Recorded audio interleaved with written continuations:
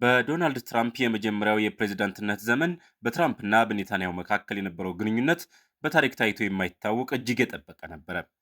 አሜሪካ ኤምባሲዋን ወደ ኢየሩሳሌም ማዛወሯ፣ የጎላን ኮረብታዎችን የእስራኤል አካል አድርጋ መገንዘቧና የአብርሃም ስምምነት መፈረሙ የዚሁ ወዳጅነት ፍሬዎች ነበሩ። ነገር ግን አሁን ነገሮች ተቀይረዋል። የአክሲዮስ ዘገባ እንደሚያሳየው የሁለቱ መሪዎች ግንኙነት እየተበጠሰ ባይሆንም እንኳ ከባድ መናወጥና የስምምነት መሸርሸር እየገጠመው ነው። ለዚህ ደግሞ ሶስት ዋና ዋና ምክንያቶችን ማንሳት ይቻላል።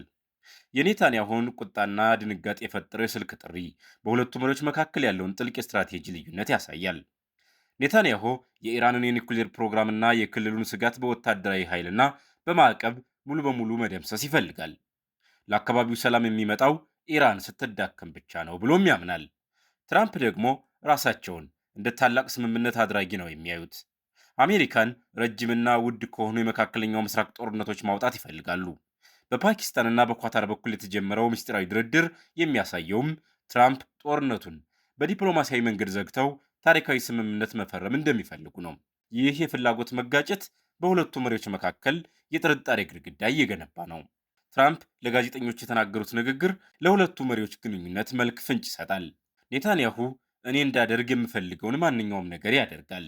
ይህ ንግግር በትራምፕና በኔታንያሁ መካከል ያለው ግንኙነት የእኩል ለእኩል ወዳጅነት ሳይሆን የአዛዥና ታዛዥ ግንኙነት እየሆነ መምጣቱንም ያሳያል። ትራምፕ እስራኤል ያለ አሜሪካ የጦር መሳሪያና የዲፕሎማሲ ከለላ መቆም እንደማትችል ጠንቅቀው ያውቃሉ። በመሆኑም ኔታንያሁ የቱንም ያህል በኢራን ስምምነት ባይደሰትም በመጨረሻ የአሜሪካን ውሳኔ ለመቀበል እንደሚገደድ ትራምፕ እርግጠኛ ናቸው። ይህ የአነጋገር ዘይቤ ደግሞ የኔታንያሁን የሀገር ውስጥ የፖለቲካ ክብር የሚነካ በመሆኑ ግንኙነቱን ያሻክረዋል። እስራኤል ፓኪስታንን እንደ ተቀናቃኝ እስላማዊ የኒውክሌር ኃይል ሀገር፣ ኳታርን ደግሞ የሐማስ የፋይናንስ ምንጭ አድርጋ ነው የምታያቸው። አሜሪካ እነዚህን ሁለት ሀገራት ተጠቅማ ከኢራን ጋር የሰላም ረቂቅ ማዘጋጀቷ እስራኤልን ከጨዋታው ውጭ እንድትሆን አድርጓታል። ኔታንያሁ አሜሪካ በእስራኤል ጀርባ በኩል ከጠላቶቿ ጋር ምስጢራዊ ስምምነት እያደረገች እንደሆነ እንዲሰማውም አድርጎታል። በትራምፕና በኔታንያሁ መካከል ያለው ግንኙነት ፍጹም ሊበጠስ አይችልም።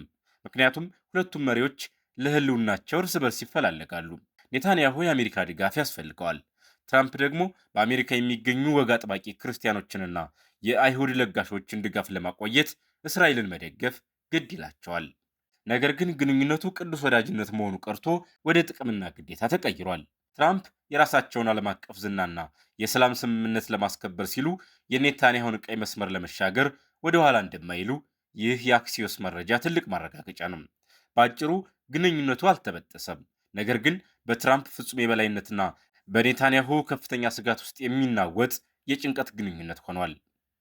የአሜሪካው ታዋቂ የዜና ወኪል አክሲዮስ ባወጣው እጅግ ምስጢራዊ ዘገባ መሰረት በዋሽንግተንና በቴል አቪቭ መካከል ታይቶ የማይታወቅ የፖለቲካ እሳተ ገሞራ ፈንድቷል።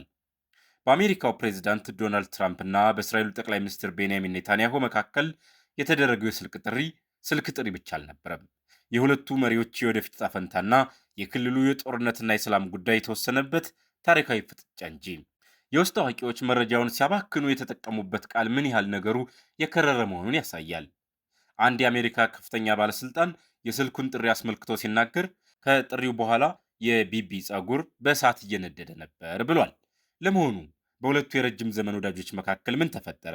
ትራምፕ ለኔታንያሁ ምን ነገሩት?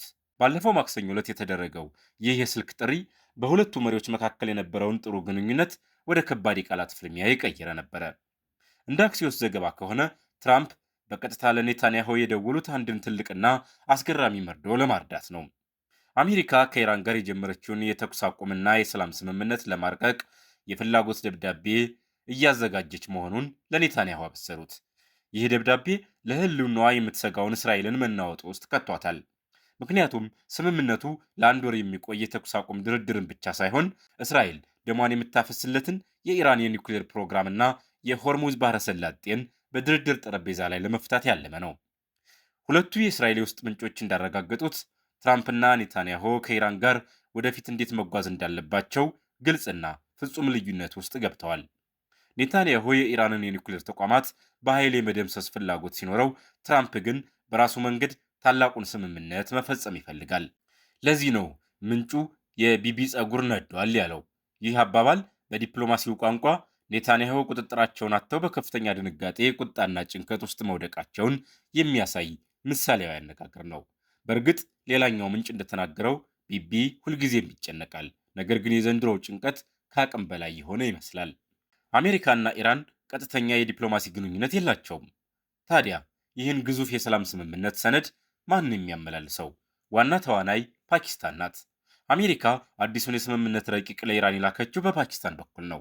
የኢራኑ ከፊል መንግስታዊ የዜና ወኪል ታስኒም እንደዘገበው የቴሄራን የድርድር ቡድን ሰነዱን በጥንቃቄ እየመረመረው ይገኛል። ነገሩ ምን ያህል ፈጣንና አስቸኳይ እንደሆነ ለማሳየት የፓኪስታን የውስጥ ጉዳይ ሚኒስትር በአንድ ሳምንት ውስጥ ለሁለተኛ ጊዜ ቴሄራን ተገኝተው ድርድሩን እየመሩት ነው።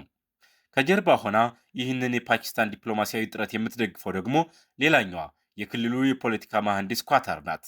አንድ የኳታር ዲፕሎማት ለአክሲዮስ ሲናገሩ ኳታር ሁልጊዜም ቢሆን በፓኪስታን የሚመራውን የሽምግልና ጥረት ትደግፋለች፣ ዓላማችንም ለቀጣናውና ለሕዝቦቿ ሰላምን ማውረድ ነው ብለዋል።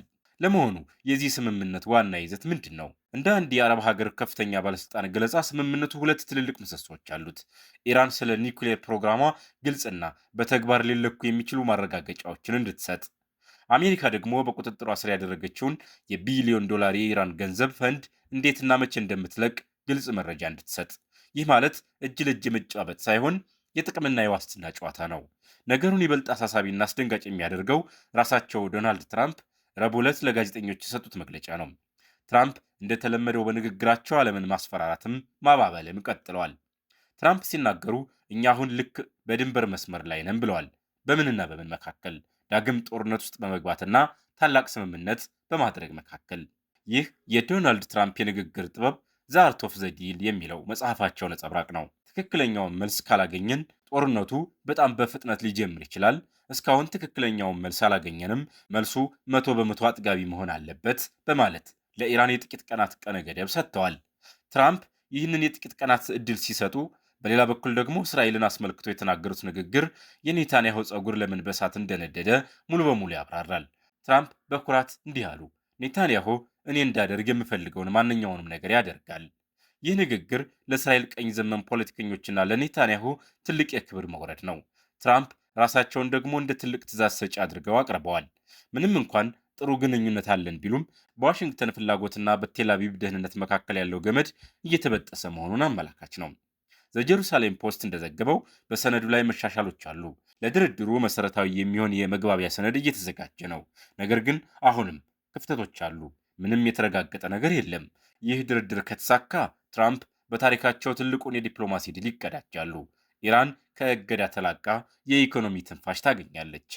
እስራኤል ግን በክልሉ ብቻዋን እንደቀረችና የአሜሪካ ጋሻ እንደላላባት ይሰማታል።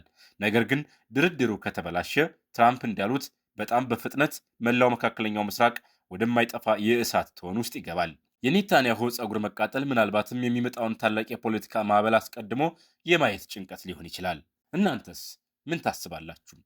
ትራምፕ ኢራንን አንበርክከው ስምምነት ላይ ይደርሳሉ ወይስ ደግሞ ኔታንያሁ የትራምፕን እቅድ የሚያደናቅፍ ሌላ ወታደራዊ እርምጃ ይወስዳሉ? ፓኪስታንና ኳታር የዓለምን ሰላም ማዳን ይችላሉ? ያላችሁን አስተያየት ከታች በኮሜንት መስጫው ላይ ያስፍሩልን። ለቻናላችን አዲስ ከሆናችሁ ደግሞ ሰብስክራይብ በማድረግ ወቅታዊና የትንታኔ መረጃዎችን ሁሌም ይከታተሉ።